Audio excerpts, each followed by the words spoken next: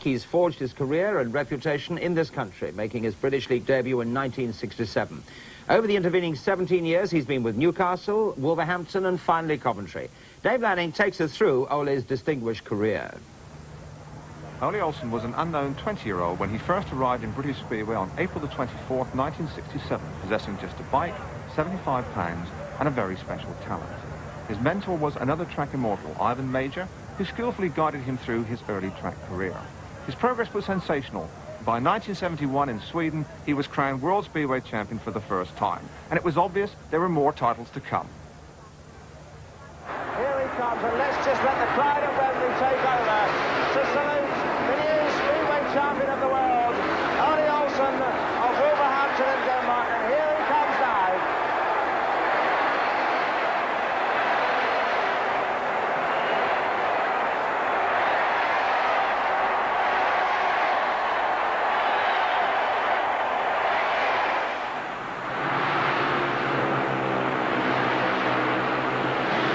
Olsen around the pit corner, safely circumnavigating it. Simmons has tried hard, but he's just got a lap to go. 344 metres for Ole Olsen, and that world crown, and the pictures and the noise will surely tell their own story.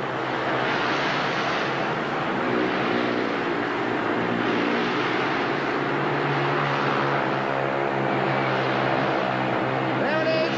Olsen has done it. Ole Olsen, the Great Dane, proving to be one of Speedway's all-time greats. His third win, and he rightly is jubilant. Last weekend, after 17 glorious years, Olsen said farewell to Speedway on an emotional occasion before 20,000 devoted fans at his British track, Coventry. The sport could hardly have paid this man a bigger compliment, because the field for the 1983 World Final reassembled to ensure that Olsen bowed out in style.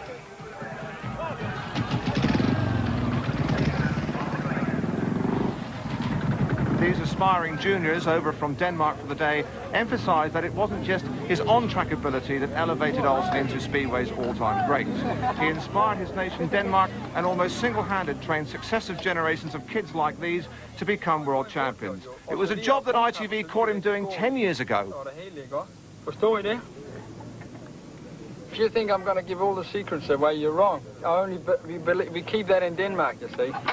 One of Olsen's products is Erik Gundersen, and Gary Newbon asked his appraisal of the greatest Dane of them all. Well, we ride against one another in the British League, but like when we're racing in the team for Denmark, he's done so tremendously well to get us all geared up, you know, to go out and win for our country, you know, and he's got a special way of getting us revved up, you know, for the big occasions. And but I still think that Ole will be there next year, hopefully as a team manager for the Danish team. So we're just looking forward to that. Although clean and classy in style, when team riding, Olsen's tactics could be ruthless. And again, it's Olsen who's made a very clean start. He leads it. In second place, it's Muller. Nielsen trying the hard run around the outside where the dirt is, and Olsen has shut it right down, and down has gone Muller, and down too has gone Gilgen Reimer. And it'll be interesting to see again, because it looked as though Olsen almost got up and stopped to bulk Egon Muller there. Muller is still down to allow his partner to come through. Now at the end of another era, last weekend showed Olsen still in vintage form. The thorough professional, master track tactician, totally in control, and showing at 36 that he can still show many of his own brilliant protégés the fastest way to the checkered flag.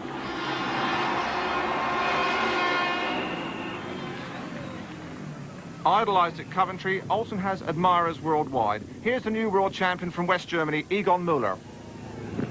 Ole, I think he's one of the greatest riders we had ever, because he gives Speedway such a big support in his own country. You see all the young fellows, they may be world champion in the future, and he did a lot of work to the supporters and British Speedway and around the world, in Australia and New Zealand. I think he always did very, very well. And away they go. And it's Davis who snows in front. Davis leads it. Hack is in second place. They tighten up. The Russian Maximov. Here's a surprise around the outside, and Russia leads it. Olsen now protects some pressure on Davis. But the Russians brought in their reserve, and it turns out he might be a bit of a trump card, because Olsen looks as though he's got around the outside of Davis as they tear in to the bottom corner, and Davis has been squeezed out, and it's getting tight, and Olsen has come from third to first, and John Davis for England has gone to the back. Here's Olsen, who's ridden a beautiful race, must be said. Unquestionably, Ole Olsen in front once again in his last meeting will go into Speedway's history books alongside the immortals. Louis Wilkinson, Jack Young, Ovi Funden, Ronnie Moore, Barry Briggs, Ivan Major. Yes, Olsen's all-round ability, aggression and racing appetite places him on the same lofty level as any of them. Even the contemporary world champions agree about that. Here's England's last winner. Michael Lee, what does Ole Olsen mean to you? Well, all you can say about Ole is he's got to be one of the great professionals of our sport, you know. I mean, I've had good and bad times with Ole, but he's always been a good competitor, and he's one of the hardest guys to race against, and I'm sorry to see him leave the sport, but best wishes to him. How much is the sport going to miss him? Oh, it's going to miss him a hell of a lot. As I say, he's been one of the